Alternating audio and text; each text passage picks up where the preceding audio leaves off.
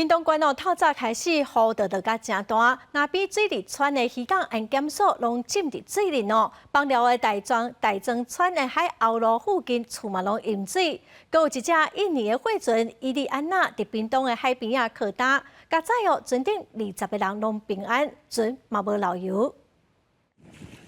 早起困天，出头门的路煞变做溪。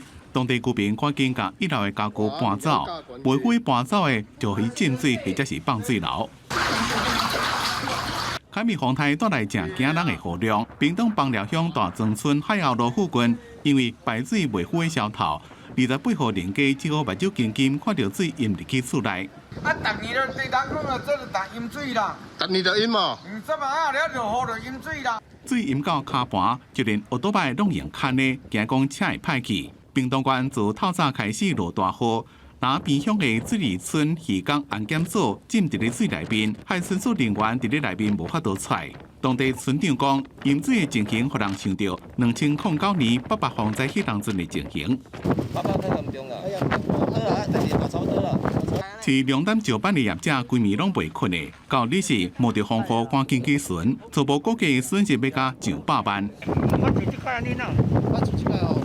海边风影正大，这架船顶的电火特别明显。有一台印尼籍的货轮伊利安娜，吊伫咧屏东甲路塘岸边的海沙坡。好佳在船顶20个人拢正平安，船也无漏油。海巡署是时速伫咧监控。因船舵故障无法航行，位于嘉路塘安检所西北方0.4里处下锚后随即搁浅。 本部随即成立应变中心。你若伫屏东的高树乡、九如乡、李港乡，拢因为淹水发生民众无法度出来情形。消防人员伫咧大雨中用手轮船或者是简单的塑胶桶先救人，好佳在人拢正平安。记者综合报道。